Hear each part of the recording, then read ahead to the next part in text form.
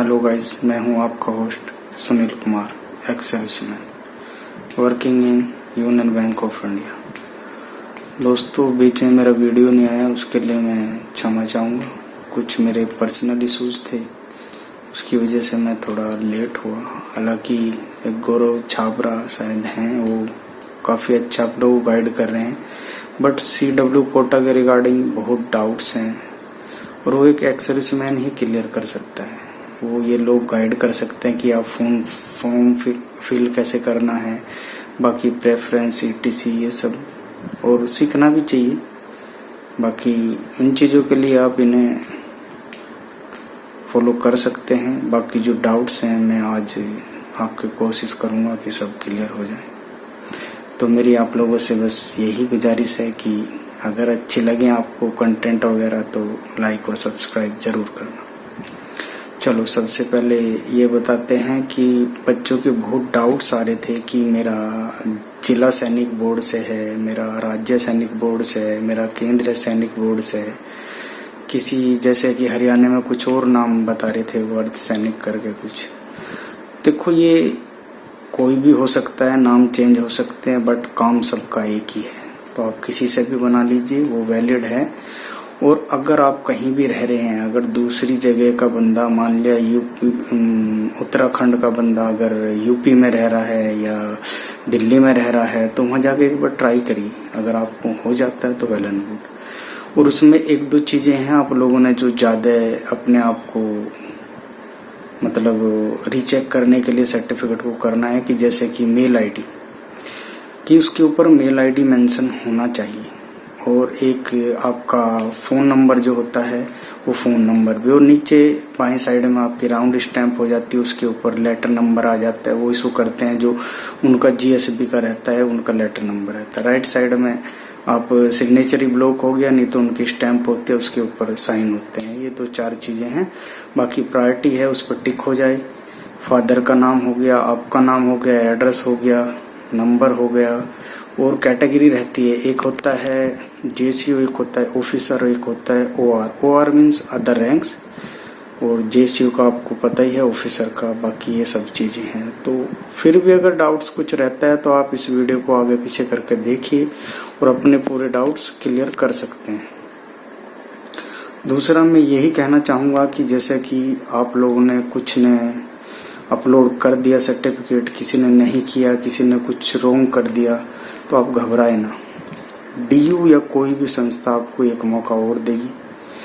Correction window जैसा कि हर एक साल ओपन होता है, इस साल भी होगा, ऐसा मैं आशा करता हूँ। लास्ट ईयर भी हुआ था, और मेरी बेटी का मैंने शुरू में नहीं बन पाया था, इसी बाद में अपलोड किया था, बता रहा हूँ। और किसी के में अगर करेक्शन भी हुआ है या वो लोग रिजेक्ट कर देते हैं, आपको लग रहा है कि मेरा रिजेक्ट हो जाएगा इस चीज़ से, तो आप इतने बनवा कर रखिए। KB वगैरह आप जानते हैं कैसे कम होता है, उसी हिसाब से उसकी सब चीज़ें कम करके रखिए, रेजोल्यूशन वगैरह। और आप उस टाइम जैसी करेक्शन विंडो ओपन होगी, जिस भी डॉक्यूमेंट्स में आपकी वो रिजेक्ट करेंगे वो आपने अपलोड कर देना है। सिंपल है, बाकी चीज़ें तो सब सेम ही रहेंगी। एक एड्रेस का इशू आ रहा था, एक बच्चा काफ़ी परेशान था कि मेरा एड्रेस ये है वो है। देखो, एड्रेस को इतना कोई खास नहीं पूछता है कोई भी। ECC, बाकी जो आपके डॉक्यूमेंट्स 10-12 के हैं, OBC, ये वो जितने भी लगे हैं, ये सब चीज़ें थोड़ा सा डीपली देखते हैं, क्योंकि जब आपका एडमिशन कंफर्म हो जाएगा तो जिस भी कंसर्न कॉलेज को आपको डॉक्यूमेंट्स फॉरवर्ड करेगा DU, तो वो उसको रीचेक करता है, वो वेरिफिकेशन करेंगे और आपको कॉल या मेल करेंगे कि आप ये डॉक्यूमेंट्स में आपके में थोड़ा संशय है और आप ये फॉरवर्ड करिए, या तो फोटो करिए या नया बनाइए। तो बड़ा इशू नहीं है, आप पैनिक ना हो। अगर कोई दिक्कत है, जैसे कि मदर फादर के आपके जो नाम हो गए, डेट ऑफ बर्थ हो गई, किसी के में होता है। देखो, ये चीज़ें आपने 10th और 12th में जब PTM होती है आपको दिखाया जाता है, उस टाइम आप कैजुअली ले लेते हैं, ये लेना नहीं चाहिए। ये दिक्कतें आपको अपनी सर्विस के टाइम में भी आएंगी। तो मैं इसलिए कह रहा हूँ कि आप उसके लिए एफिडेविट बना सकते हैं। आप लोगों को शायद पता होगा कि एफिडेविट कोर्ट में जाना, वहाँ आपको सॉरी कचहरी में जाना, वो आपको बता देगा वकील वहाँ, और आप उसको बताना तो वो सब अपने आप बना देते हैं, उनको पता रहता है। किसी चीज़ में भी करेक्शन है, आप वहाँ से वो लो और उसकी PDF बनाओ, और जो चीज़ अपलोड करोगे उसके साथ उसको भी कर दो, तो वो मान्य है किसी भी चीज़ के लिए। इवन नौकरी में भी अगर आपके जैसे नेम वगैरह, डेट ऑफ बर्थ, ये सब चीज़ें मैच नहीं होती तो सब चीज़ें वहाँ लगती हैं, और वो उसको मानते हैं, और TU भी मानेगा। और सबसे बड़ी इस बार की बात है कि अपग्रेडेशन जो होगा तो इस बार ऑप्शन रहेगा, आप फ्रीज कर सकते हैं, ठीक है। तो लास्ट टाइम नहीं था, बड़ी दिक्कतें हुई थी, मैंने बहुतों को बोल के मेल डलवाया था, तो इनके पास वो ऑप्शन था ही नहीं। समर्थ जो इनका जो ये ऐप है या जो भी कुछ है ये टेक्नोलॉजी, इसमें वो था नहीं, तो शायद इस बार इन्होंने इम्प्रूव किया है। बाकी प्रेफरेंस कोर्स आपने डाल दिया होगा, अगर नहीं डाला तो मैं आप लोगों को अब तो खैर क्या बताऊं, बट अपनी स्ट्रेंथ के साथ ही अगर आप जाएंगे, अगर चॉइस करेंगे तो आपके आने वाले भविष्य के लिए अच्छा रहेगा। क्योंकि जिस चीज़ में आप अच्छे हैं उसको और अच्छा कर सकते हैं, बट जिसमें आप अच्छे नहीं हैं तो उसको कैसे अच्छा करें। बाकी कॉलेज प्रेफरेंस जो आपने डाली है, बाकी मैं बता देना चाहता हूँ 1 से लेके 5 तक उनको सारे टॉप कॉलेज मिलेंगे जो आपने डाले हैं। फिर कंपटीशन शुरू होता है 6 नंबर का। 6 नंबर को भी अच्छे कॉलेज मिलेंगे जो उनसे बचेंगे, क्योंकि 1 से 5 में ज़्यादा बच्चे नहीं रहते। मैं आपको ये बता देना चाह रहा हूँ, शायद वो लोग बताएंगे नहीं जो और होंगे। 1 से 5 प्रायोरिटी तक आपके ज़्यादा बच्चे नहीं रहेंगे, तो ज़्यादा कंपटीशन नहीं है। 6 नंबर में थोड़ा बढ़ेगा, तो 6 नंबर वालों को भी अच्छे कॉलेजेस मिलेंगे। फिर बात आती है और कॉलेजेस की, तो 7, 8 ETC ये सब चलेगा, फिर मिलेंगे उन्हें भी। मेरे हिसाब से 1% बच्चा होगा शायद जिसको ना मिल पाए। लास्ट टाइम एक बच्चा था उसको नहीं मिला था, नहीं तो ज़्यादातर सबको मिल गया था। उसकी एक कमी थी, उसकी वजह से नहीं मिला था उसे। बाकी ये वीडियो देखिए, और आपके जो और डाउट्स हैं आप कमेंट्स कर सकते हैं। अगर आपको ये लगता है कि मेरा वीडियो में वो डाउट क्लियर नहीं हो रहा तो कमेंट्स करिए। बाकी अगर हो जा रहा है तो इसको बार बार रिपीट करके आप देख सकते हैं। और आपका जो भी ECC है, मैं आपको एक बार रिपीट कर देना चाहता हूँ कि जो सर्विंग वाले बच्चे हैं, एज पर DU रूल, आपका जो सर्टिफिकेट है आपके यूनिट CO या OC से साइन होकर, रिकॉर्ड में रिकॉर्ड ऑफिसर से काउंटर साइन होकर वो मान्य है। ये नहीं कि आपने वहाँ से बनवा दिया यूनिट से, देखो वो पकड़ा तो जाएगा और उस पर ऑब्जर्वेशन भी लगेगा। अब नहीं तो बाद में वो मांगेंगे तो हैं। तो मैं आगे वाली जो भी समस्याएं हैं उससे बचने के लिए आपको अवगत करा रहा हूँ कि आप अभी से ही उसे बनवा लीजिए, क्योंकि करेक्शन विंडो ओपन होगी, आप अपलोड कर सकते हैं, बट बाद में दिक्कतें होंगी। और जब आपका ये लिस्ट जो लगेगी, मेरे हिसाब से अक्टूबर लास्ट या फिर नवंबर 1 में लगनी चाहिए, क्योंकि लगभग 3 लिस्ट के बाद CW कोटा की जो प्रोसेस है वो शुरू होता है।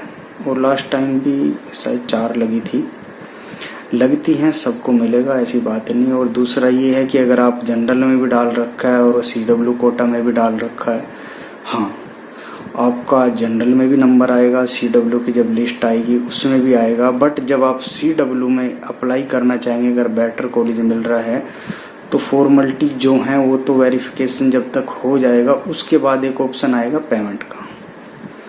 तो पेमेंट आपका CW कोटा में जब ही होगा जब आप उसको कैंसिल कर देंगे, और वो आपके ऊपर है। कभी कभी ऐसा हो सकता है कि आपने वो कैंसिल किया और उधर आपको सीट ना मिले, ठीक है, बाई चांस ऐसा हो सकता है। तो जिस टाइम आप कैंसिल करेंगे तो थोड़ा सोच समझ के करें।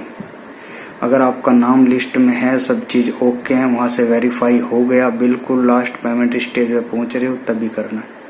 पहले ही कैंसिल मत करके बैठ जाना। मैं फिर गाइड कर रहा हूँ आपको, ठीक है। लास्ट टाइम हुआ था 1-2 बच्चे के साथ ऐसा, तो इसलिए इस चीज़ का विशेष ध्यान रखना आपने। बहुत स्टेप टू स्टेप बहुत ही अच्छे तरीके से आपने आगे बढ़ना है, तब जाके आपका गोल पूरा होगा। और मैं बोलता हूँ कि ज़्यादातर को जितने भी CW कोटा में हैं अच्छे कॉलेज मिलेंगे। देखो सबकी प्रेफरेंस एक जैसी नहीं है, जैसे आपने डाली है उसी तरीके से मिलने वाली है। 1 to 6 तक तो आप कंफर्म रहिए, अच्छे कॉलेज मिलेंगे आगे भी। आपकी प्रेफरेंस उस पर मैटर करेगी जो आगे वाले कॉलेज हैं।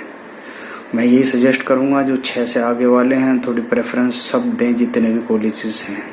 देखो जो आपकी डिग्री होगी उसमें सिर्फ DU का नाम होगा, कॉलेज मेंशन नहीं रहता, ठीक है, चाहे कोई किसी भी कॉलेज में पढ़ लेना। पर फिर भी एलुमनी वगैरह जुड़ जाते हैं कि भाई हम उनसे थे। अच्छा है, मैं तो यही कहता हूँ कि सबको उनके ड्रीम कॉलेज में एडमिशन मिले। बाकी और अगर कुछ डाउट्स हैं तो आप शेयर कर सकते हैं। और आपकी जो मेल है और आपका जो फ़ोन नंबर है उसे रिचार्ज करा कर रखें फ़ोन नंबर को, ताकि आपको कॉल आ सके, आपको मेल आ सके। उनके साथ कोई छेड़छाड़ मत करना। और एक सबसे बड़ी बात है, जो आपने एक अकाउंट नंबर दिया होगा किसी का भी, वो अकाउंट नंबर सही होना चाहिए, उसी से ही पेमेंट होगी। और जैसे ही आपका अपग्रेडेशन होगा या फीस अप एंड डाउन होगी वो उसी में आएगी और उसी से फिर रिफंड होगी। तो उसका बहुत बड़ा रोल है, बाद में तो नहीं है बट अभी जो एडमिशन प्रोसेस है उसमें अच्छा बड़ा रोल है उसका। क्योंकि कुछ की फीस ज़्यादा होगी, कुछ की कम होगी, तो उसी के अंदर आएगी, आपके अकाउंट में डायरेक्ट वैसे नहीं आएगी। वो एक तरह से वॉलेट टाइप रहेगा, जैसे पेटीएम और फ़ोन पे वगैरह रहता है। वो बाद में रिफंड हो जाएगा जो आपका एक्सेस पैसा होगा। ऐसा नहीं है कि वो उसी में रहेगा, बाद में कुछ समय के बाद होता है। बाकी ज़्यादातर डाउट्स क्लियर हो रहे होंगे आपके। फिर भी अगर कुछ हो रहा है तो आप शेयर कर सकते हैं। अगर जो भी मैंने आपको जानकारी दी है ऑथेंटिक और अच्छे लगे हैं तो फिर मैं आप लोगों से एक बार रिक्वेस्ट करूंगा कि मेरे चैनल को लाइक और सब्सक्राइब करें। Thank you.